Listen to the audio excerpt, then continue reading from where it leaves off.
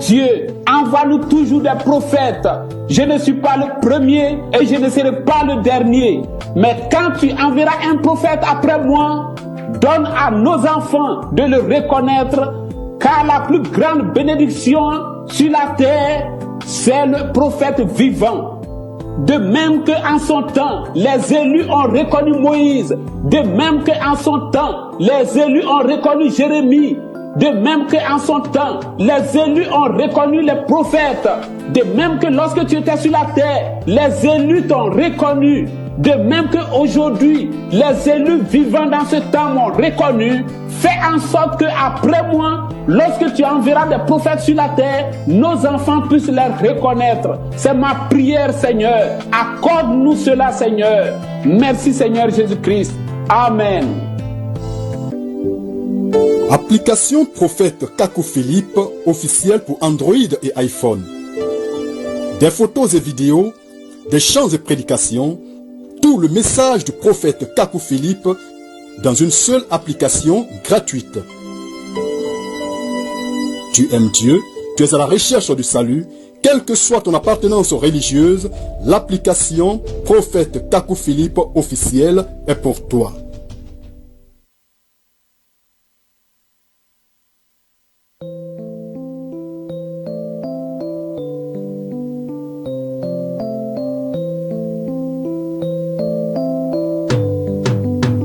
Dieu, envoie-nous toujours des prophètes.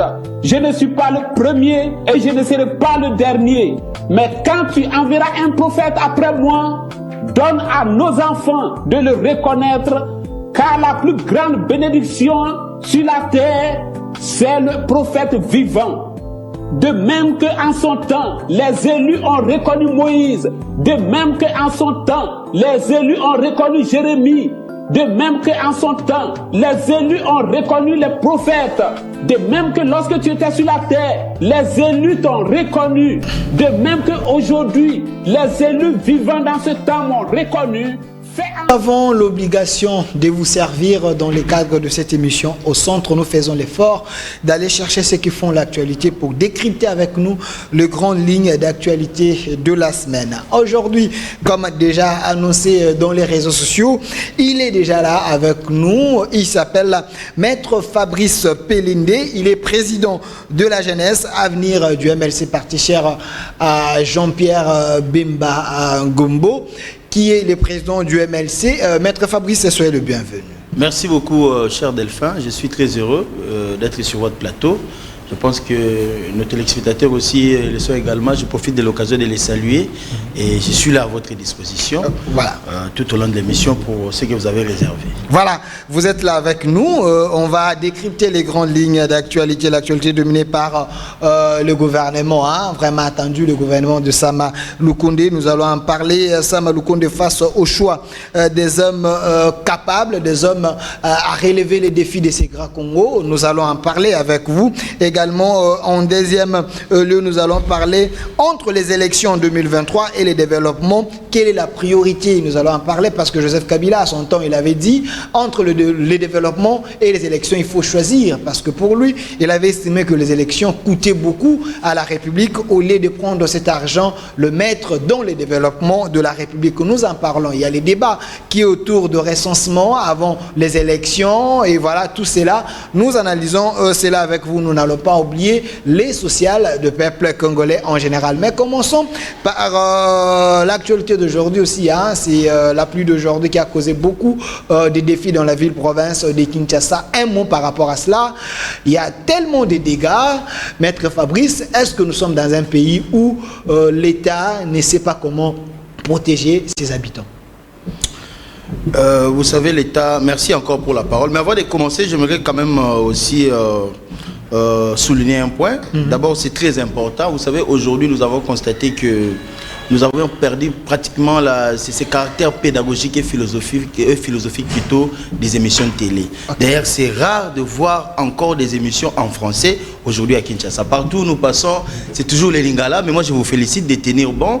Vraiment, c'est philosophique et pédagogique de maintenir l'émission en français, puisqu'on ne s'adresse pas seulement au petit peuple, mais on s'adresse à tous les Congolais. Et je pense que c'est très important de partager les informations du pays dans une langue qui est vraiment pédagogique, c'est-à-dire une langue de Molière. La langue de Molière. Voilà. Donc, vous êtes encore les rares qui résistez. Merci, maître. Et l'entrée des jeux pour parler sur la question de la situation après la pluie, vous connaissez que nous sommes dans un pays où la situation infrastructurelle est catastrophique. Vous savez que nous sommes dans un pays en construction. Vous savez que nous sommes dans un pays où nous avons hérité de ce que le Belge a laissé. Nous, les Congolais, nous n'avons rien fait. Malgré tout ce qui se spécule aujourd'hui, on va plutôt dans des réparations, dans des aménagements, mais nous n'avons pas encore créé de nouveaux territoires, des infrastructures nouveaux. Nous faisons uniquement avec ce qui nous a été légué par les Belges. Aujourd'hui où je vous parle, le pont Djili. Le pont Djili est pratiquement scindé en deux. Voilà. Je me dis pendant 60 ans. On n'a pas eu nous voyons, on n'a jamais eu le temps de relier l'ouest du Congo, du pays de la ville qu'on appelle Tchangou, au reste de la capitale. Bon, on s'est dit aujourd'hui, le seul moyen de jonction entre ces deux contrées, c'est le pont Mandjil. Mais aujourd'hui que le pont est pratiquement coupé en deux, et la manière dont on voit la situation, je me dis qu'il faudrait même faire cesser les traversées des véhicules, puisqu'on risque d'avoir encore des hécatombes. Voilà une situation encore catastrophique qui se présente. Pourquoi? Parce que vous prenez Ndjili, Massina, Sele, Maluku, tous ces gens qui vont même à Bandundu, tous ces gens-là, une fois le pont coupé, se retrouveront dans un autre territoire, si on peut le dire ainsi. Ils ne seront plus à Kinshasa. Parce que ça sera maintenant ça sera une espèce de frontière où pour passer, il faudrait chercher le voisin moyen. Le voisin moyen, les véhicules d'un côté ne peuvent pas aller de l'autre côté. Voilà un peu jusqu'à combien nous sommes réduits. Est-ce que c'est la négligence par rapport à notre l'État qui ne sait pas prendre sa population en charge? Parce qu'on sait que Kabila avait lancé un projet de la révolution de la modernité, des 5 chantiers. Quand même, il a laissé les routes, il a quand même construit. Vous avez dit ici, on n'a pas construit, on a hérité que c'est que les Belges ont fait. Ça, c'est être quand même méchant, maître. Vous savez, quand on est autorité, il faut prévoir. C'est très important. Ça c'est le manque de planification. Même quand vous parlez des 5 chantiers de Kabila, Kabila n'a fait que restaurer. Il a travaillé sur des anciens voiries, Lumumba, ça existait déjà. Mais on escomptait une nouvelle construction qui irait décentraliser, désengorger la ville. C'est comme j'ai dit, ce n'est pas normal pour atteindre de Tchango, il faut passer par le pont Djili. Alors que du côté de Sekomaf, Djili Brasserie, vous êtes à proximité des campus, pratiquement à Lemba, à quelques mètres. Mais pour quitter Sekomaf, Djili Brasserie, venir à Matete, il faut passer par le pont Djili. Donc il n'y a pas de route secondaire. Il n'y a pas de route secondaire. Si vous êtes mauvaise politique de la ville ou du gouvernement. Mais tout à fait, si vous êtes du côté de Petro Congo, tout ça m'appelle là-bas. Vous avez la facilité d'aller à Kingabo et même sortir en ville. Mais vous devez passer par le pont Djili. Voyez un peu comment nos autorités n'ont pas le sens de la planification. C'est-à-dire même quand on met en place des grands projets de reconstruction de notre pays, il fallait penser d'abord à désengorger la ville. Et aujourd'hui, nous avons une ville qui est tournée à sens unique. Le matin, tous les gens vont en ville, c'est-à-dire vers Gombe, et le soir, tout le monde rentre à la cité. Parce que tout est concentré là-bas. Alors que dans notre pays, quand vous allez dans d'autres pays, je prends par exemple Johannesburg, vous trouvez tout partout. Tout partout. C'est-à-dire que si vous avez besoin, par exemple, d'acheter un téléviseur, vous n'avez pas besoin forcément d'aller en ville. C'est-à-dire c'est partout la ville. Oui, je peux vous citer même Dubaï. C'est-à-dire que la ville comme nous on le conçoit aujourd'hui, c'est comme ça qui est resté ancré dans nos têtes. On s'est dit que la ville, c'est le centre économique du pays. Alors qu'aujourd'hui, dans des pays sérieux, on trouve les activités économiques partout. On n'a pas forcément besoin d'aller en ville pour avoir un service de qualité. On peut le faire partout. Après la pluie, il y a le beau temps. Mais aujourd'hui, en République démocratique du Congo, après la pluie, il y a mais cette philosophie-là ne peut pas s'interposer ici avec notre réalité. C'est très difficile. Voilà. Au contraire, quand il pleut ici à Kinshasa, c'est l'hécatombe. Les gens craignent, c'est la stupeur, c'est la peur. Donc, c'est un peu catastrophique. Voilà, maître. Mais nous avons tout un ministère, le ministère du Plan. Ces ministères-là, selon vous, ces ministères ne travaillent pas? C'est pourquoi je dis c'est un problème de planification. Vous savez, quand vous avez des autorités qui pensent au lendemain, vous avez des autorités qui pensent aux infrastructures pour 50 ans. C'est à ce moment-là qu'on peut se dire qu'on a des autorités dans un État. Je vous ai dit, l'exercice de reconstruction s'est fait d'une manière fallacieuse. Puisqu'on a vu que des routes qui étaient en délabrement et des routes qui sont qui servaient pratiquement à 2-3 véhicules qu'on a agrandis, on n'a rien fait d'autre. Aujourd'hui, la ville est encore vierge. Donc on a réhabilité, on n'a pas construit. On a réhabilité, on n'a pas construit. Et c'est un danger. Si vous allez à Paris, vous voyez sur la Seine, vous retrouvez plus de 25 ponts dans un tronçon de moins de 10 km. Mais si vous prenez la rivière Ndjili, de la source jusqu'à l'embouchure, il y a un seul pont. Pendant que cette rivière traverse toute la ville de Kinshasa. Allez-y comprendre. C'est-à-dire qu'il y a un manque de planification. Aujourd'hui, quand on parle du développement, il faudrait qu'il y ait le développement au vrai sens du mot. Cibler les secteurs majeurs, les secteurs de l'infrastructure. Puisque la meilleure façon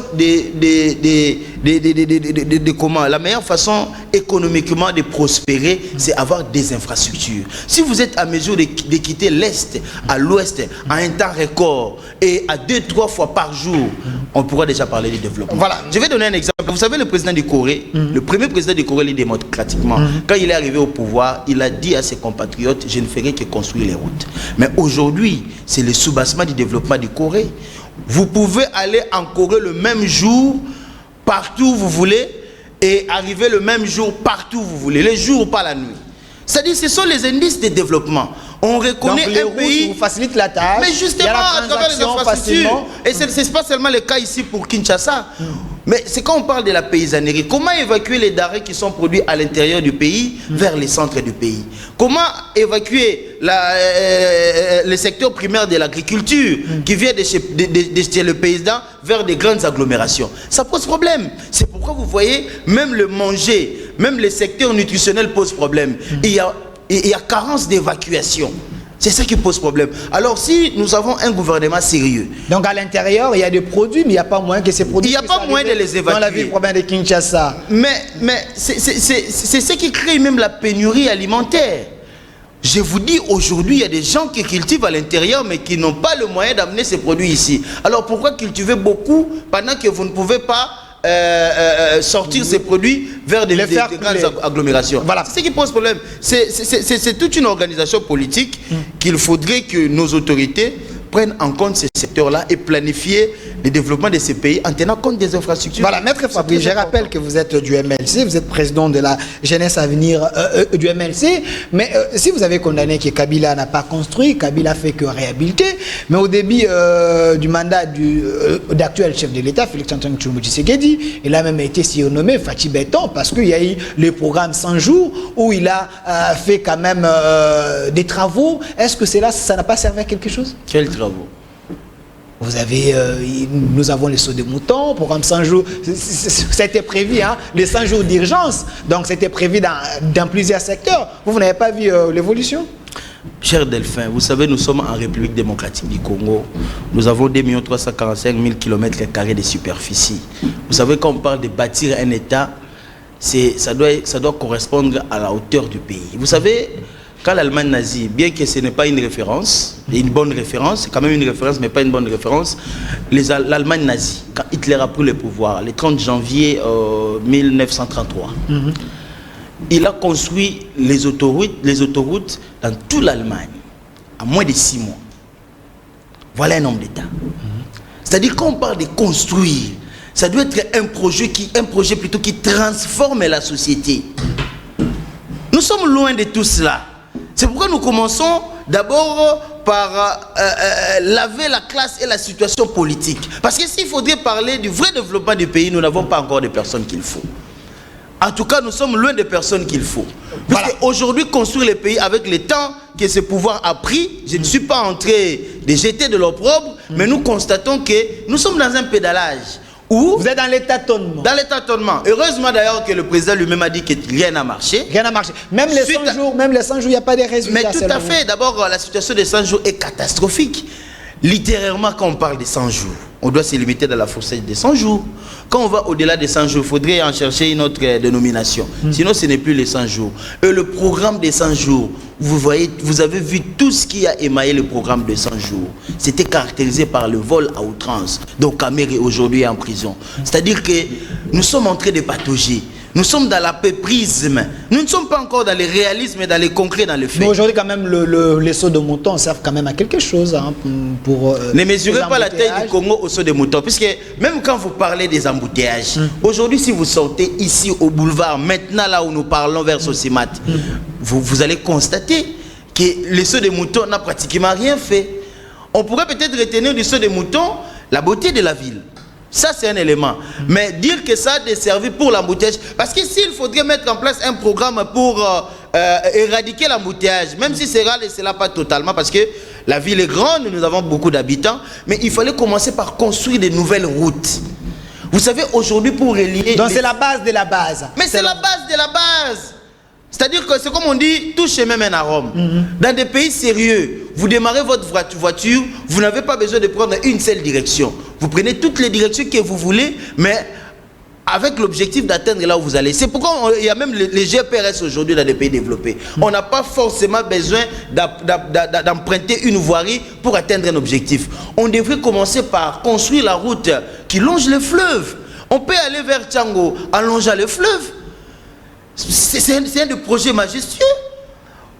On peut construire des routes tout autour de la ville, permettre d'abord aux citoyens d'être en contact, en connivence. C'est ce qui est déterminant pour le développement d'un pays, d'une grande agglomération comme Kinshasa.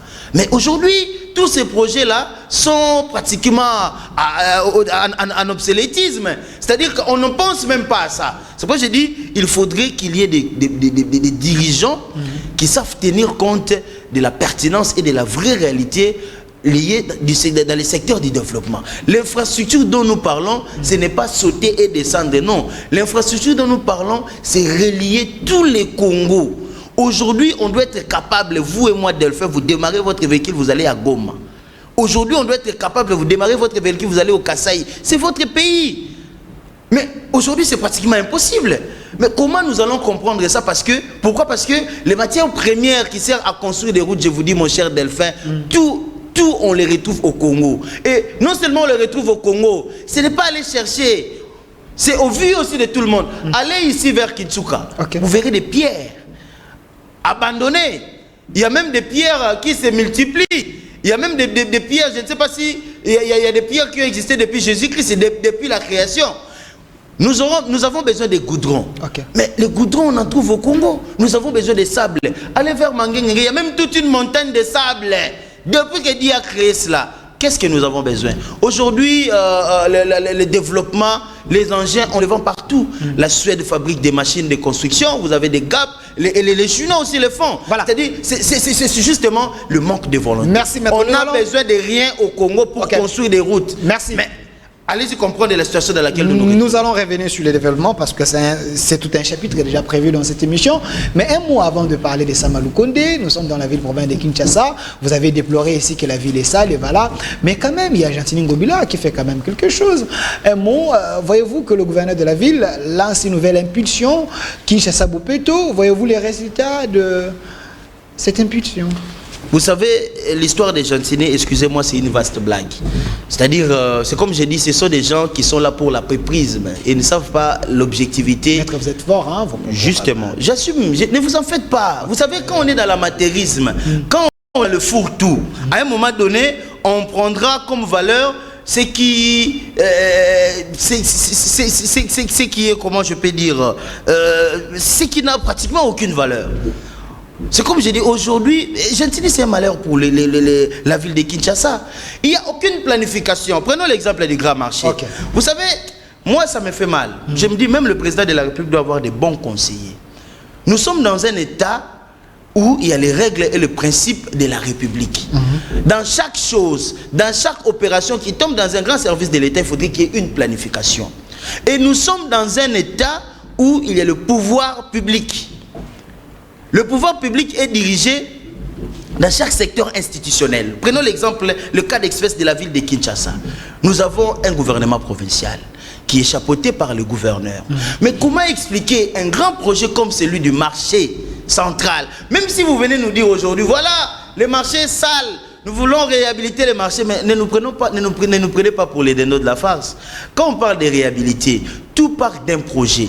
Et le projet doit suivre une procédure de faisabilité. Ce n'est pas le cas avec Gentini? Non, mais ce n'est pas le cas. Laissez-moi terminer. Évoluer. Un projet comme celui du Grand Marché est un projet qui devait être débattu au niveau de l'Assemblée provinciale par les députés provinciaux. Puisque c'est eux qui sont le mandataire de la ville de Kinshasa. Okay. On devait planifier, faire un projet en bonne et due forme, voté par les députés, budgétisé et lancer l'appel d'offres comme cela a toujours été fait pour choisir le prestataire. C'est partant de tous ces éléments qu'on peut mettre en place réellement ces projets et les rendre fonctionnels. Pourquoi? Parce qu'on ne peut pas détruire sans commencer à construire. Ça, c'est contradictoire. Okay. Vous imaginez le temps aujourd'hui que ces gens-là prennent à la maison. Et que ces mêmes temps, Gentini continue à promettre une construction qui n'a pas bénéficié d'une procédure légale. Comme je viens de parler de 14 mois, 15 mois. Non mais écoutez-moi, ça c'est farfelu. Ça devait être un projet couché dans un gouvernement sérieux qui a été débattu au niveau de l'Assemblée provinciale, approuvé par les députés provinciaux. Aujourd'hui, si vous allez à l'Assemblée provinciale, vous posez même les députés provinciaux la question, ils vont ignorer. Ils ne vous donneront aucun chiffre, aucun élément. Qui est contre ces projets-là. Mais justement, c'est pour vous dire que le pays marche dans un désordre. Organisé. Gérer, se prévoir. L'État est providentiel. L'État est gendarme. L'État garantit la sécurité des individus. Ce n'est pas parce que vous voulez amener du neuf, vous devez sacrifier ceux qui survivent de ceux qui existent. Non, il faut toujours programmer. Je pense que l'action, même que le Gentili a fait faire au président de la République, dire que non, voilà, c'est ça, il faut reconstruire. Non, ça c'est abracadabatesquement fait. Pourquoi? Parce que ça devait être un projet de société planifié au niveau de l'Assemblée provinciale. Et ces projets-là devaient suivre le cours normal de la procédure des marchés publics. Donc selon vous, Gentini Ngobila gère la ville avec ses imères? Non, mais Gentini gère la ville comme si c'était sa propre maison, comme si c'était sa propre poche. Il fait comme il veut. Il a même dit une fois que j'ai profité. Vous voyez, ce sont des termes qui montrent à suffisance quelle qualité de dirigeants que nous avons. Il a profité de quoi? Non, mais lors du confinement, il avait profité pour détruire les marchés.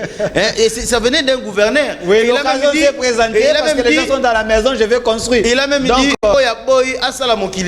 voilà. Mais attends, ça, nous sommes face au monde tout proprio, comme on le dit en c'est-à-dire, c'est comme si la ville appartenait à un individu qu'on appelle Gentini et nous venons en accompagnement. Alors que c'est la ville de Congolais. Donc, Kimbout était mieux que Gentini, c'est là. Bon, cette comparaison est fallacieuse. Ok. J'aimerais me concentrer sur le cas espèce de Gentini. Dire que la manière dont procède le gouverneur, c'est en violation de la loi. Même si on veut arranger, même si on veut assainir, il y a une procédure à suivre. Il y a plus de 50 000 familles qui vivent de ces marchés. Alors, comme c'est un grand projet qui doit améliorer les conditions sanitaires de la ville, ça devrait être aussi un projet bien planifié au niveau de l'hémicycle provincial. Mais le chef de l'État quand même. Et amener le chef de l'État dans une situation d'ambiguïté, dans une situation non formelle caractérisée par l'irrégularité procédurale, et vous laissez le chef de l'État parler des choses qui les décrédibilisent. Écoutez, vous savez, cette histoire va coûter beaucoup au chef de l'État. Là, vous devenez un prophète de malheur. Non, mais je sais de quoi je vous parle. Il y a quand même des gens qui réfléchissent. Comment une histoire non planifiée, non débattue, non programmée, avec celle comme argument dans la bouche, il y avait la saleté. Les immondices. Et justement, et vous voulez faire avaler ça des Congolais, dire que voilà, c'est un monsieur qui est venu arranger. Non, c'est un monsieur qui est venu amener des désordres. Alors, selon vous, le chef de l'État était submergé par les émotions parce qu'il est quand même le garant de la nation, le père de famille. Il a vu les immondices. Il ne pouvait pas laisser quand même sa population vendre à cet endroit. Donc, il a agi par l'émotion et non par raison. C'est ça le problème, cher Delphin. Le problème, ce n'est pas de voir la saleté. On pouvait même vendre dans une poubelle. C'est une évidence. Personne n'est contre la réhabilitation et le réaménagement du grand marché. Le problème, c'est au niveau de la planification avant la faisabilité. Mais ce qui est fait déjà fait, alors non, ce n'est pas encore fait. Vous rêvez, ce n'est pas. Il n'y a rien de toute cette procédure qui a été mise en place. C'est pourquoi je vous dis, ce programme n'a pas été débattu au niveau de l'Assemblée provinciale. Il y a une équipe là, si on observe bien, pour voir. Si on observe bien, depuis que Gentini est gouverneur, c'est d'ailleurs parmi les plus grands projets. En principe, il devait porter ça à cœur. Soumettre sensibiliser, informer les gens, soumettre ça au niveau de l'Assemblée nationale, respecter la procédure. Cela devait obtenir la bénédiction des députés provinciaux et en faire un marché valable en procédure normale. Merci. C'est-à-dire qu'il devait y avoir des prestataires réguliers qui sont aussi dans des conditions normales de faisabilité et déclencher les projets. Et pendant ce temps, les gens seront prévenus de tout cela. Les gens se prépareront par conséquence et c'est à ce moment-là qu'on mettra en place cette solution auxiliaire. Mais c'est ça que Gentini a fait. Non, mais il a construit les marchés secondaires.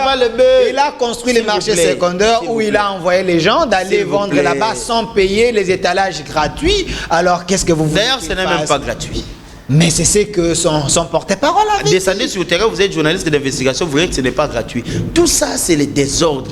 Au contraire, il a rendu la ville sale parce que partout vous passez à Willery, vous verrez des mamans étaler les habits, des histoires à faire. Donc, toute la ville est devenue un marché. C'est ce que nous, on attendait. Voilà. Merci. Et même s'il faut construire dans des pays sérieux, le marché est trop grand. On peut aller de manière séquentielle. C'est-à-dire, aujourd'hui, on peut clôturer Itaga et j'en passe, commencer par là, permettre à ce que les gens qui n'ont pas encore atteint l'espace de réaménagement, de continuer à vendre, le temps que la première séquence finira. On peut planifier tout ça comme ça. Ou bien travailler la nuit. Il fallait aller mollo. Ou bien travailler la nuit. Le marché est trop grand. Merci. On ne peut pas clôturer tous les marchés et dire aux gens que vous allez construire, réhabiliter ou je ne sais pas, aménager tous les marchés dans 14 mois. Merci, c'est faux. Fabrice. Mais vous revenez souvent sur si on était dans un pays sérieux. Avant de passer à autre chose, vous estimez que la RDC, ce n'est pas un pays sérieux? La RDC, c'est un pays qui n'a pas encore pris conscience. Merci. De son existence même. Voilà, merci. D'abord, pour preuve, nous, les Congolais, notre État ne nous reconnaît pas. Il n'y a rien qui prouve que nous sommes des Congolais. Merci, sur le plan du droit, nous n'existons pas. Juridiquement parlant, les Congolais n'existent pas. Et vous et moi, nous sommes fictifs. Voilà, il faut nous les prouver aussi. Voilà, merci Maître Fabrice Pelinda. Je rappelle qu'il est cadre du MLC, président de la jeunesse Avenir du MLC, parti cher à Jean-Pierre Bemba Gombo. Alors, évoluons. L'actualité, c'est aussi le gouvernement tant attendu, le gouvernement de Jean-Michel Sama Lukonde. Alors, une question que l'on se pose, Sama Lukonde face à un choix des hommes capables, les hommes solutions qui peuvent relever les défis de ces grands Congo. Pensez-vous que dans cette classe politique qui entoure plutôt Sama Lukonde, est-ce qu'il aura la facilité de trouver l'oiseau rare pour que ces gens-là relèvent les grands défis de ce Congo? Le gouvernement Sama Lukonde doit être caractérisé par l'objectivité. Vous savez, il y a beaucoup de secteurs en crise au Congo. Le Congo est pratiquement dans un grand chantier. Aujourd'hui, si Sama Lukonde venait nous dire que non, voilà, je vais faire booster tous les secteurs de la société, il est en train de nous mentir. Le gouvernement de Warrior. Peu importe la nomination. C'est pourquoi j'ai dit que ce gouvernement doit être caractérisé par l'objectivité. C'est un gouvernement qui doit cibler des secteurs de prédilection qui sont focales aujourd'hui, qui sont prioritaires. D'abord, nous sommes dans une situation politique où le système politique n'est pas encore respecté. Il y a crispation dans les chefs des représentants politiques. Il y a certains politiques qui ont privé à d'autres politiques de ne pas être candidats de se représenter. Au niveau d'abord de l'éligibilité qui nous renseigne que nous sommes dans un état où c'est le peuple qui détient le pouvoir. Mais aujourd'hui, ce n'est pas fonctionnel. Les élections, vous savez comment ça se passe. Alors que le socle d'un développement, c'est mettre en place des dirigeants qui concourent avec l'intérêt et la volonté de la population. Ça va de pair. Vous ne pouvez pas prendre des gens qui ne viennent pas de l'assentiment populaire et demander à ces personnes de travailler pour la population. Apparemment, vous êtes un peu passéiste. Félix Antoine Tshilombo Tshisekedi est là, il a quand même gagné les élections. Il fallait évoluer, il ne faut plus retourner avec le discours de la Moukala. Non, je jette des bases solides. Ok. Ce n'est pas un discours uniquement qu'on peut octroyer à la Mouka, mais c'est un discours que tous les Congolais doivent posséder. C'est un discours identifié. Vous savez, le pays n'appartient pas à Félix. Vous avez encore les secrets de la Mouka parce que vous êtes du MLC. Le pays appartient à On vous a déjà tout le chassé, monde. hein, Non, écoutez, je commence par là, mais nous sommes dans l'union sacrée. Ok. Ce n'est pas que comme nous sommes dans l'union sacrée, tout est rose. Merci. Il y a beaucoup.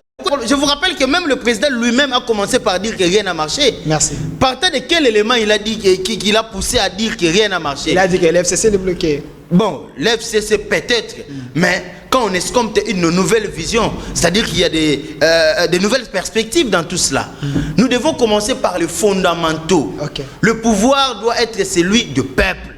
Donc, le gouvernement Samba Lukonde doit se concentrer sur ce qui a dérangé la démocratie. Qu'est-ce qui a dérangé la démocratie? Le fait pour Kabila de s'accaparer des institutions d'appui à la démocratie, pour mettre en place une démocratie factice, farfelue, fallacieux, qui tromperait la vigilance populaire pour dire que voilà, il y a des démocrates au pouvoir. Vous voulez dire que alors que c'est un fake. la même mise sur la CENI, sur les Mais justement, et autres. mais justement, nous devons d'abord commencer par réparer ça. Je vais vous donner un exemple. Okay. Aujourd'hui, nous avons l'article 70 de la Constitution. Si nous arrivons le 23, en 2023, Tshisekedi dit je n'organise pas des élections. Qu'est-ce que nous allons faire à Tshisekedi? Rien. Il faut les laisser jusqu'à... Mais justement, il y aura un nouveau président élu. Mais voyez. Et l'article reste. Nous allons retomber dans la même chose que nous avons interdit à Kabila. Alors qu'il y a une jurisprudence qui nous l'impose et il n'y a pas une loi qui contredit cela. Alors qu'est-ce que vous... Voilà comment nous devons raisonner. Sortir des crises qui nous ont amenés dans des situations catastrophiques. Aujourd'hui, on devrait parler de legge ferenda, parler des nouvelles lois qui ont fait en sorte que le pays patauge, le pays soit dans un marasme ostentatoire. Aujourd'hui, nous constatons que la question de légitimité pose toujours problème. Puisque la légalité... Vous estimez qu'il y a les élus du peuple qui ne sont pas légitimes selon vous? Je me comporte comme un mécanicien démocratique. Une question directe, réponse directe, maître. Reprenez un peu votre question. Vous estimez qu'aujourd'hui nous avons les élus qui ne sont pas légitimes? Vous savez, ces débats sera de longue haleine. Ok. L'objectif, c'est ne plus parler de ces débats. Ok. C'est pourquoi nous parlons du gouvernement Samba Lukonde. À mon avis, la première des priorités, c'est la réforme. D'abord, la loi électorale. Tous les Congolais doivent se retrouver dans ce qui est loi électorale. Pourquoi? Parce que c'est la loi qui donne la possibilité à tous les Congolais de droit de se représenter dans tous les concours électifs, dans tous les postes qui seront présentés pour être à la tête de l'institution publique. C'est un droit réservé à tous les Congolais. On n'en a pas à priver certains Congolais comme nous le voyons. Aujourd'hui, Bemba ne peut pas être éligible. Pourquoi? Parce que Kabila n'a pas voulu. Aujourd'hui, Katoumi n'est pas éligible. Kabila n'a pas voulu ou soit il y a une loi de la CPI. Le soubassement, c'est Kabila. Il y a aussi une autre loi de notre pays qui est... Non, mais quand vous évoquez même le loi de la CPI, ça c'est encore, c'est encore contradictoire. On n'entrera pas dans un débat juridique. Okay. Quand on parle de des infractions différentes, on ne peut pas les assimiler à un seul fait. Donc, juridiquement, c'était des interprétations appropriées, comme je dis, Montus Proprio, à ce qui représentait Kabila. Alors, vous c'est un faux débat. Nous le savons tous que c'était de faux fuyants. Il n'y a pas que le Kabemba, il y en a plein. Alors, il y a même des députés, voilà. M. Fiel Babala, tous ces gens-là. Okay. Pourquoi? Parce que ces gens-là représentaient une crainte pour l'ancien régime. C'est un problème qui dérange le pays. Okay. Pourquoi? Parce que nous avons le besoin du concours de tout le monde. Ok, Maître Bavoudou, vous estimez que la priorité des priorités du gouvernement Samba Lukonde, il faut aller aux réformes. Et vers les réformes. Pas n'importe quelle réforme. Voilà. Les réformes qui mettront tout le monde à l'aise pour aller aux élections, pour résoudre la question. Qui mettront tout le monde dans les droits constitutionnels. Voilà. Et ensuite, pas seulement Jean-Pierre Bemba. Pas seulement Jean-Pierre Bemba, il y en a tant d'autres, Moïse Katumbi, Adolphe Mouzit, j'ai même cité des députés, Fidel Babala. Okay. Ils sont nombreux. C'était un plan concocté contre des gens qui pouvaient servir des mentors pour mettre en déroute le système Kabila. C'est Kabila qui craignait tout ça. Mais Tshisekedi, au pouvoir, doit réparer tout cela. La deuxième réforme majeure aujourd'hui, c'est la loi organisant la CENI. Okay. Vous savez qu'à la CENI, il y a à boire et à manger. Selon vous? Non, pas selon moi. Selon tout Congolais. Il faut les prouver, maître. Mais justement, la manière dont s'est passées les élections, vous avez vu, vous et moi, que même la loi organisant la CENI, n'a pas respecté le processus électoral comme il se devait. Quand vous allez comme candidat, vous devez être muni des éléments de preuve pour réclamer votre réussite ou pas. C'est-à-dire vous devez être muni des éléments de preuve. Mais quand vous allez aux élections sans être muni des éléments de preuve, comment allez-vous défendre votre droit auprès d'une institution compétente? C'est-à-dire, je parle de toutes ces histoires de PV. Ça n'a pas existé. C'est pourquoi vous avez vu même lors du procès de Fayoulou va amener des PV, des cartons. Mais écoutez, nous étions donc c'était les preuves alors. De quel CENI vous parlez parce que Fayoulou avait des preuves? Mais justement, ça faisait défaut. Pourquoi? Parce que c'était des preuves qui n'étaient pas réguliers. On est allé fabriquer ça. Alors que à l'époque, vous étiez au sein de la Mouka, aujourd'hui vous dénoncez que c'était des preuves fabriquées. S'il vous plaît, monsieur Delphin. Non, vous êtes devant la télé. Hein. Justement, je suis devant la télé. Okay. Je ne parle pas de preuves fabriquées, je parle des PV qui n'étaient pas, qui ne correspondaient pas à la réalité de ce qui devait être. Il n'y a pas que le PV. On a parlé d'afficher les résultats le jour du vote. On n'a jamais vu de résultats le jour du vote. Mais là, c'est quoi avec les résultats? Mais c'est ça maintenant les désordres. C'est ça maintenant les désordres. Ils ont même à publier. Vous savez, dans cette histoire de CENI, il faut réformer. On ne va pas passer toute une émission parler de la CENI. Okay. C'est-à-dire qu'il y a eu des bavures qui a engendré toute cette cacophonie qui aujourd'hui nous parle des députés qui ne représentent pas la population. Et c'est vrai. Même si nous ne pouvons pas le prouver directement, mais nous le savons qu'il y a certaines personnes qui ne pouvaient pas se retrouver à l'hémicycle pour représenter la population. Et c'est ce qui a même occasionné les blocages. C'est ce qui a fait même qu'on puisse changer l'Assemblée nationale. Pourquoi cette Assemblée nationale-là était taillée sur mesure partant de la volonté d'un individu.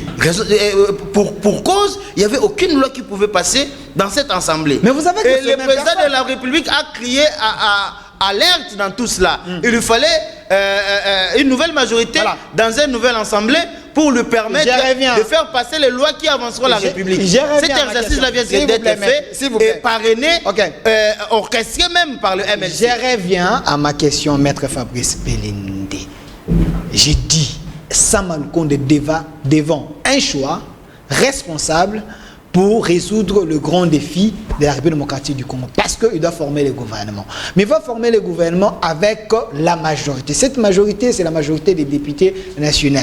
Donc aujourd'hui, nous avons le Bati et les autres, ils ont la majorité. Vous allez puiser que dans ces gens-là, ici, vous avez dit, il y a eu les députés qui ne représentent même pas la population. Comment faire alors pour trouver les bonnes personnes pour former ces gouvernements? Parce que vous savez que cette majorité-là, il n'y a pas eu d'autres élections. Vous savez, la situation politique qui s'impose à nous est un héritage de Kabila. Nous avons laissé un peu Kabila. Non, mais Kabila, on ne peut pas le laisser. Monsieur Delphin, il faut souffrir de... Apparemment, vous êtes passéiste. Non, il faut souffrir d'écouter encore les gens évoquer Kabila. Okay. Parce que Kabila existe. Même aujourd'hui, si vous allez à l'Assemblée nationale, la majorité des députés appartient au PPRD. Ils sont majoritaires. Ils sont dans l'union sacrée aujourd'hui. Mais justement, ils ne peuvent pas... également, vous êtes dans l'union sacrée. C'est ce qui crée la confusion. Okay. Ils ne peuvent pas être exclus. Parce que jusqu'à preuve du contraire, c'est la famille Kabili qui est majorité au Parlement. Ce sont les députés du PPRD. Mais comment exclure... Alors vous ne leur faites pas confiance? Juste... Laissez-moi éclore au moins mes idées. Okay. Vous n'allez pas demander à ces gens qui sont majoritaires au Parlement de ne pas participer dans l'action du gouvernement. Ça serait une aberration. C'est pourquoi j'ai dit nous faisons avec ce que Kabila a laissé. Mais le problème c'est que nous ne voulons plus retomber dans cette situation exactement comme Kabila a voulu que ça soit en 2018. C'est pourquoi nous voulons aller vers autre chose. Et les éléments mécaniques pour mettre en place toute cette situation rénovateur, c'est la réforme de la loi électorale et la réforme de la loi organisant la CENI. C'est là que passe la démocratie. C'est par là que passe la démocratie. C'est par là que passe le salut du peuple. Puisqu'on ne peut escompter de bonnes personnes qui représentent réellement la population, qui rendront des comptes à la population, s'ils ne sont pas passés par la voie légitime qu'on appelle les élections crédibles, des bonnes élections. Ça doit même être le cheval de bataille du président Félix, puisqu'il a milité aussi pour ça. On ne peut pas venir aujourd'hui faire semblant.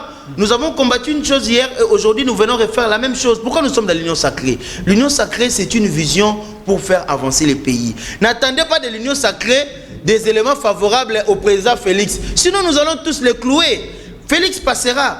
quel héritage il laissera à la tête de ce pays? Puisque le pays doit décoller, le pays doit être développé, le Congolais doivent se retrouver. Les Congolais aujourd'hui doivent être dans la même longueur d'onde que le reste du monde. Parce que d'abord nous sommes un pays riche et cette richesse doit servir aux Congolais, mais tout en ayant des personnes dignes et capables de représenter cette population. C'est ça le plus important. C'est pourquoi je dis le gouvernement Samba Lukonde doit être caractérisé par l'objectivité.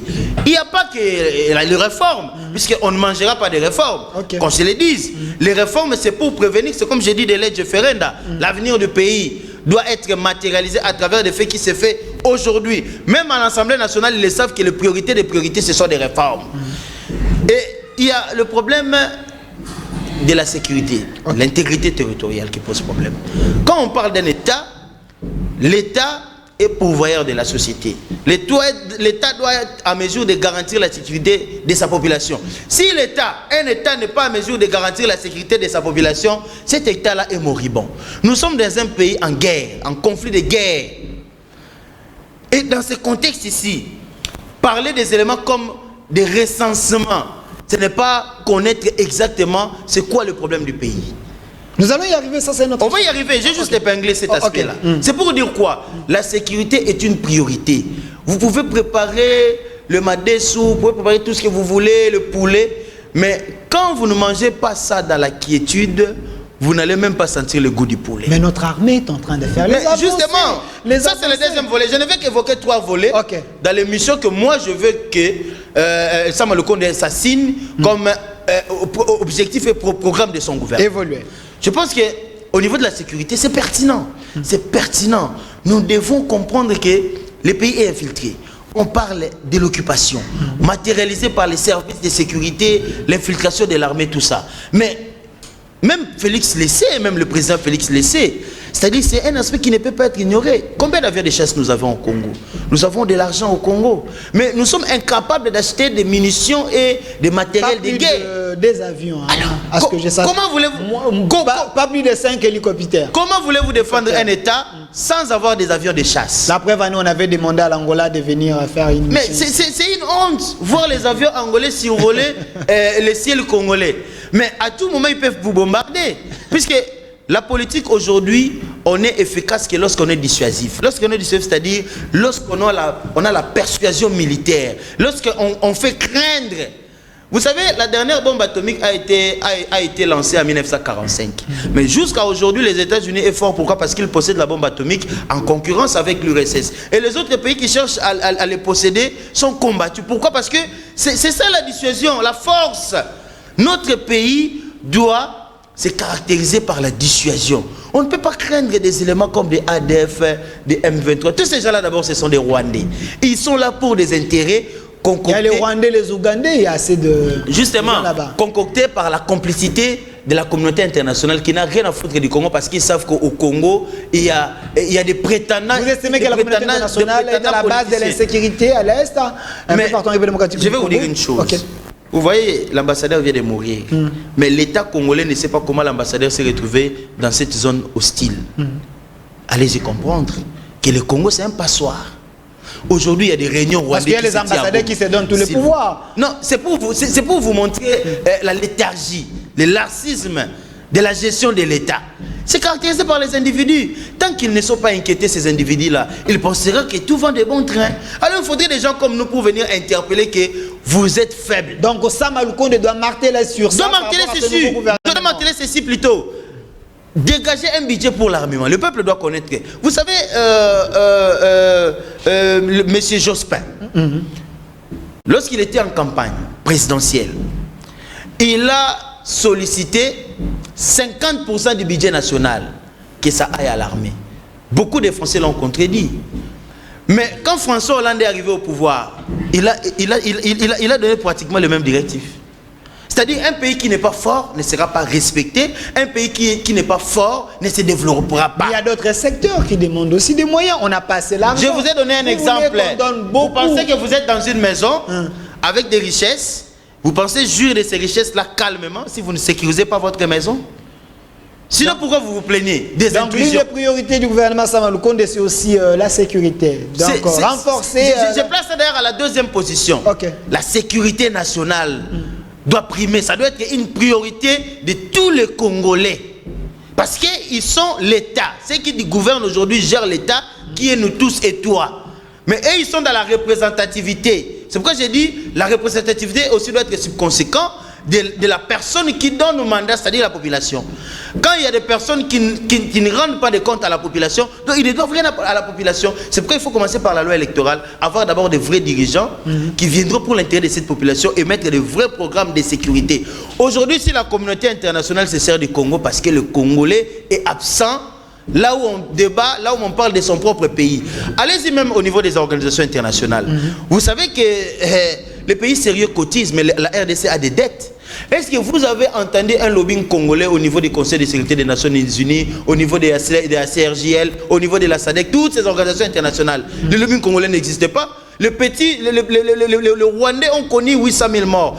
Quel pays dans le monde ne connaît pas qu'il y a un génocide au Rwanda? Mais aujourd'hui au Congo, nous avons plus de 10 millions de morts. Mais il y a des gens qui ne savent même pas ce qui se passe au Congo. À qui la faute? À qui la faute? Aux diplomates. À qui la faute? Au lobbying congolais. Nous sommes mioués. Mais comment voulez-vous que le reste du monde s'intéresse à vous? Il y a même un ambassadeur des Affaires étrangères, le ministère de l'Intérieur. On doit renforcer ces ministères en une manière de... Mais le ministère des Affaires étrangères au Congo n'existe pas. C'est un ministère fallacieux. Qui d'ailleurs s'est substitué à la présidence. Nous avons Madame Marie Nzinza, quelque chose comme ça. Qu'est-ce qu'elle a déjà fait comme mission diplomatique? Je l'ai vu une seule fois aller rendre visite à maman Boubila Dawa. Nous avons quand même notre... En dehors de ça, qu'est-ce qu'il y a eu comme coup diplomatique de sa part? Notre passeport aujourd'hui. Il n'y a rien du tout. À part venir dire que non, voilà, l'ambassadeur italien était venu ici, il ne m'a même pas dit où il partait. Notre et vous parlez d'une diplomatie en parlant de ce genre de personnes. Notre passeport, notre passeport quand même moins coûté sous sa gestion, ça il ne faut pas oublier. Voilà. Qui vous dit cela? En France, le passeport c'est 80 €. $99 ici. Ah, mais ici c'est combien? 99. Ça, ce n'est pas le problème. Okay. Le problème, c'est rendre notre diplomatie forte et puissante. Mais le chef de l'État l'a fait. Aujourd'hui, nous devons avoir des diplomates. Avec ses voyages un peu partout, c'était une manière de relier le monde à la RDC. Vous voyez le monsieur rwandais ici. Une diplomatie souterraine. Vous savez le monsieur rwandais ici, Karega. L'ambassadeur. L'ambassadeur rwandais Karega. C'est prétendu ambassadeur. S'il fait ce qu'il fait là, c'est parce qu'il sait qu'il a fait. Vous avez... Non mais un ambassadeur qui se permet de passer insulter les Congolais, insulter même le président de la République, insulter les grands leaders politiques, et il reste avec toute quiétude. C'est pour démontrer qu'il s'agit d'une farce. Mais lorsque vous avez vos politiciens qui attaquent Kagame nuit et jour... Quel politicien? Vous avez Mouzitou qui dit que non, il faut faire la guerre. Et quel sort a été réservé à Mouzitou? Faïlou qui... Quel sort a été réservé à Mouzitou? Il ne peut que défendre son... Vous avez vu qu'il y a eu des Congolais qui se sont opposés à Mouzitou. Mais vous avez vu, le Rwanda, c'était... Il y a complicité, mon cher. Nous voulons démasquer tout cela. Merci. Il y a un moment où ça a commencé, il y a un moment où ça finira. Merci, mais comment ça finira? Par des dénonciations. Le troisième volet pour le gouvernement pour le gouvernement Sama Lukonde. Ilukamba vous manque? Bon, c'était juste... c'était nostalgique. Hein? Donc, pour moi, la dernière des priorités, c'est au niveau de l'autosuffisance alimentaire. Okay. Les Congolais doivent ne fût-ce que manger. Vous savez... C'est primitif aujourd'hui, au XXIe siècle, de chercher à manger au Congo. Pendant que le Congo détient plus de 90% des terres arables qui peut nourrir la moitié de la planète. Je dis bien la moitié de la planète, mais nous mourrons de faim. Comment expliquer un seul individu, Moïse Katumbi, construit une ferme qu'on voit dans les télés, la Kachamata, si le nom m'échappe un peu. Voyez, vous observez un peu cette modernité. Un individu qui n'a rien à voir avec l'État, qui construit une usine d'autosuffisance alimentaire. Mais vous voyez tout un gouvernement à la tête avec Matata Pono qui a déboursé des millions de dollars avec comme objectif produire produire des denrées alimentaires. Même le 1% des Congolais n'a pas pu bénéficier. Quelle aventure! Il ne faut pas être méchant. Quelle farce! On voyait quand même. Quelle méchanceté! Et quand vous voyez dans le s'il vous plaît, de la ville de Kinshasa, quand même, il y avait quand même des guichets. Nous ne sommes pas des fanatiques. Non, non. Nous sommes contre ceux qui tuent le pays. Okay. Et vous voyez cette même personne avec toute liberticide, avec toute puissance, allez vous présenter des universités, allez vous présenter une cité. Mais et le Congolais reste observateur. Il y a un acharnement contre lui parce qu'il est mis de près de loin. Mais quelle naïveté de ce peuple congolais et ces messieurs en question sur qui librement. pendant qu'il a usé de l'argent des contribuables congolais pour des fins privées. Aujourd'hui, qu'est-ce qui se passe comme aventure?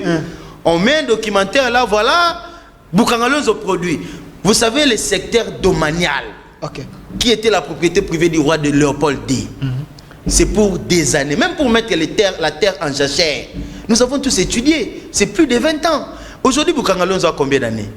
Il y a eu combien de récoltes dans combien de saisons? Il n'y a pas eu suivi, donc Matata Pogno a posé des bases. Mais vous voyez pas que tout ça c'est criminel? Mais il y a la continuité de l'État. C'est scandale, mon frère.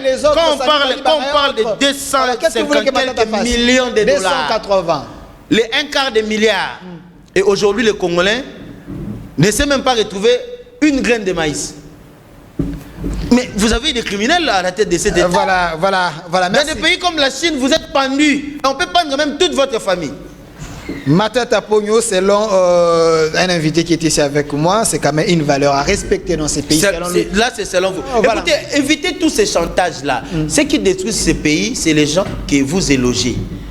Une personne qui vous vole, il vient en jeep, et Bobengi est grand prêtre préso, parce qu'il donne 100 $. Voilà, merci. Mais lui, il soustrait des milliards qui vous revient. Il nous reste quelques minutes, maître, nous devons parler de ces derniers sujets.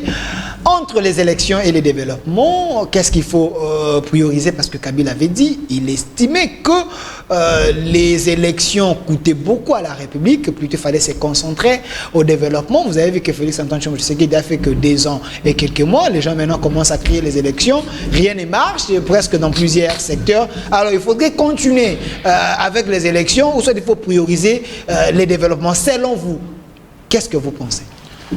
Mais cet aperçu est dangereux, hein, sincèrement. Si vous voyez les choses de cette manière, c'est que... Je vous ai cité Kabila. Nous trompons tous le Congolais. Je vous ai cité Kabila. D'abord, je vais vous dire une chose. Le recensement, c'est un domaine purement réservé à l'état civil. Pourquoi nous avons des communes?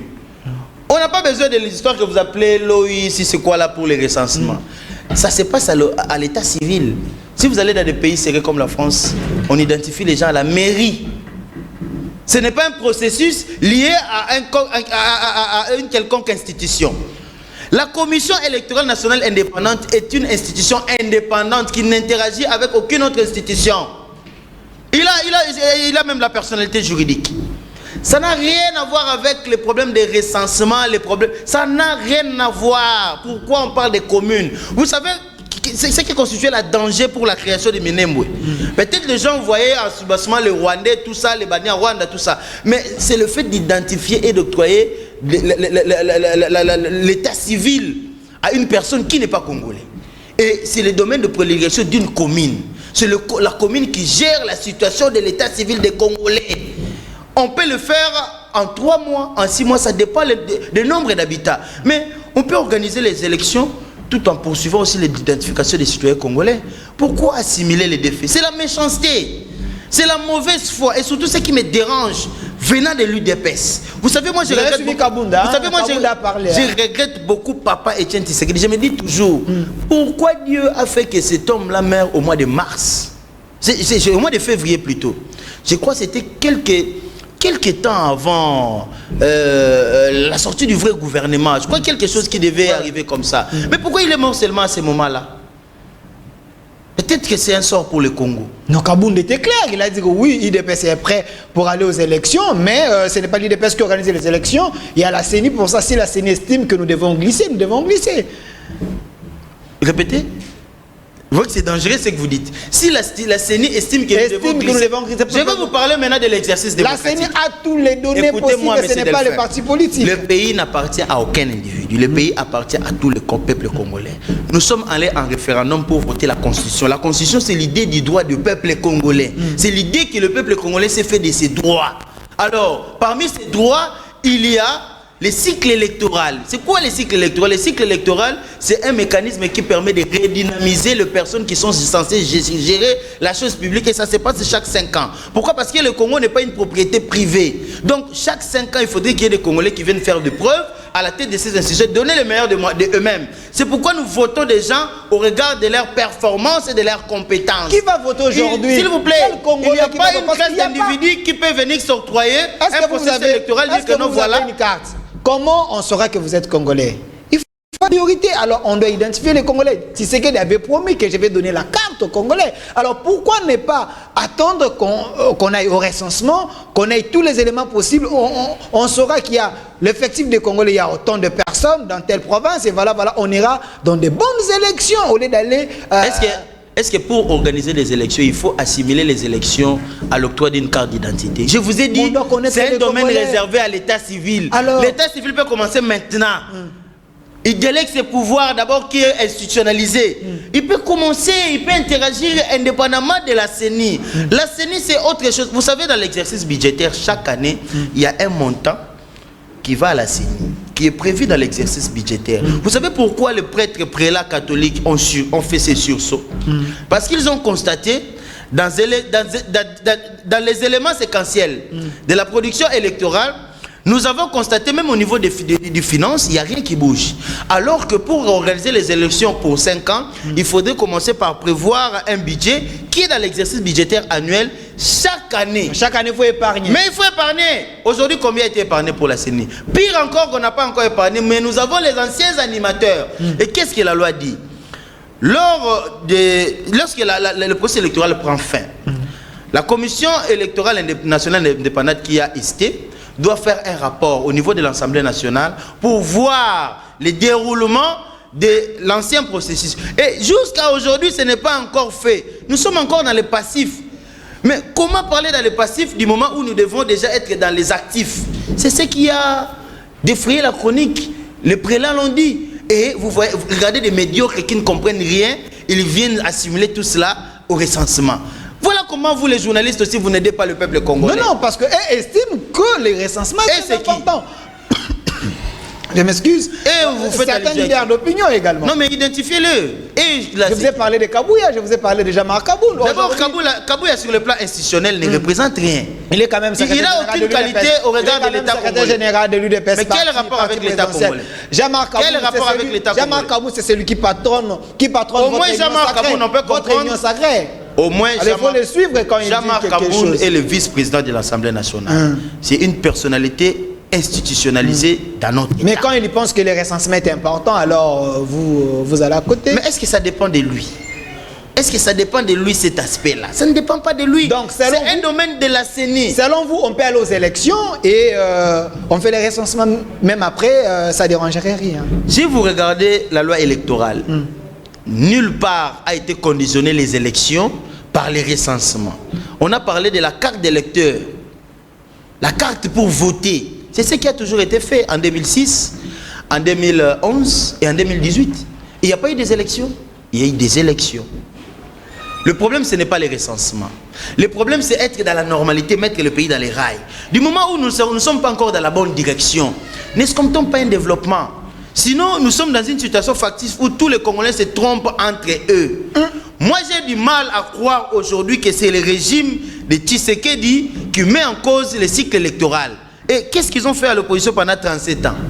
C'est factice. Alors, maître, nous allez galvauder un secteur prioritaire de démocratie comme les élections. C'est être plus que le diable. Voilà, maître, nous chitons avec vous. Une dernière question. Félix Antoine Tshilombo Tshisekedi avait promis la RDC comme l'Allemagne de l'Afrique. Pensez-vous avec l'Union sacrée, ça serait possible? Je vais vous dire une chose dans l'Union sacrée. Nous sommes des Congolais. Nous, les MLC, nous avons écouté les cris d'alarme du président. C'est un Congolais comme nous. J'ai dit le pays n'appartient pas à Félix Tshisekedi, le pays appartient à tout le monde. Le président Félix Tshisekedi est le président des Congolais. Il n'est pas partout au Congo, mais il est au chevet des Congolais. Quand il dit, moi vraiment je félicite ce courage-là qu'a eu Félix Tshisekedi. C'est un homme. Même autour de sa famille politique, ils disent que voilà, ça a marché. Mais lui, le garant, dit que voilà, ça n'a pas marché. Quel courage! Et il vient dire que non, voilà peuple congolais, je suis dans un embarras. Venez autour d'une nouvelle vision.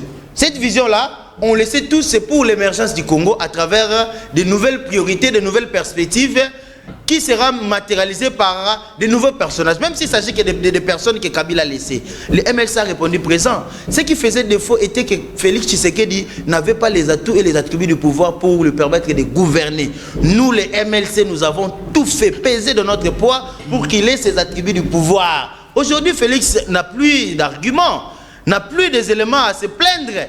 sur le bon fonctionnement. Donc, dès qu'il y aura la mise en place du gouvernement, aussitôt que nous devons sentir la rénovation en marche. D'abord, en commençant par des secteurs qui fâchent, comme je dis, les secteurs électoraux.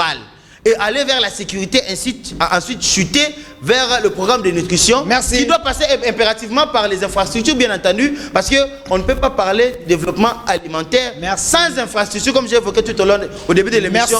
Évacuer des denrées alimentaires. Merci, c'est très important. Je vous pose la en dehors de tout cela, nous sommes dans une nullité. Attendez, je vous pose une dernière question. Vous regardez la caméra, c'est aussi votre mot de la fin. En 30 secondes, vous répondez. Alors, on peut donner raison au pasteur Ekofo qui avait dit que la RDC c'était non-État. Tout à fait. Merci. Ça n'est fini pour aujourd'hui. Maître Fabrice Pelenda, je rappelle que vous êtes cadre. C'est ça le mot de la fin? Voilà. Laissez-moi quand même. Vous avez quand même répondu. Non, là vous avez posé une question. Laissez-moi juste 5 secondes. Regardez la caméra, 5 secondes. J'aimerais dire à nos compatriotes congolais. Vous savez, depuis 60 ans, nous sommes indépendants. Le Congolais n'a jamais eu de vrais dirigeants qui ont été au chevet et qui ont eu les soucis de ce peuple congolais. Je pense qu'il y a une nouvelle génération qui arrive, pas pour venir se faire de la notoriété ou pour voler, mais pour faire en sorte que le Congo ressemble à d'autres pays du monde. Merci. Et pour commencer, il faudrait commencer par des fondamentaux. Commencer d'abord par garantir les droits communs qui nous réunissent tous, là où passe la démocratie, c'est-à-dire les élections. Sans de bonnes élections, on ne peut jamais s'attendre à un développement. Merci, Maître Fabrice Pelenda, président de la jeunesse président de la jeunesse Avenir du MLC. Merci d'avoir répondu. Merci, M. Delphine. Les sentiments ont été partagés. Merci aussi à vos fidèles téléspectateurs. Vous étiez très nombreux à nous suivre. Hein. C'est vrai, on a parlé de gouvernement Sama Lukonde face au choix des hommes capables à relever les grands défis de la République démocratique du Congo. Également, on a parlé entre les élections et les développements. Quelle est la priorité? Aussi, on a touché un peu le social avec mon invité d'aujourd'hui. Restez fidèles à nos programmes. Suivez cette émission en rediffusion à partir de 23h30. Cette émission est chaque jour, du lundi au vendredi. Abonnez-vous sur notre chaîne Magazine au Centre TV. Au revoir.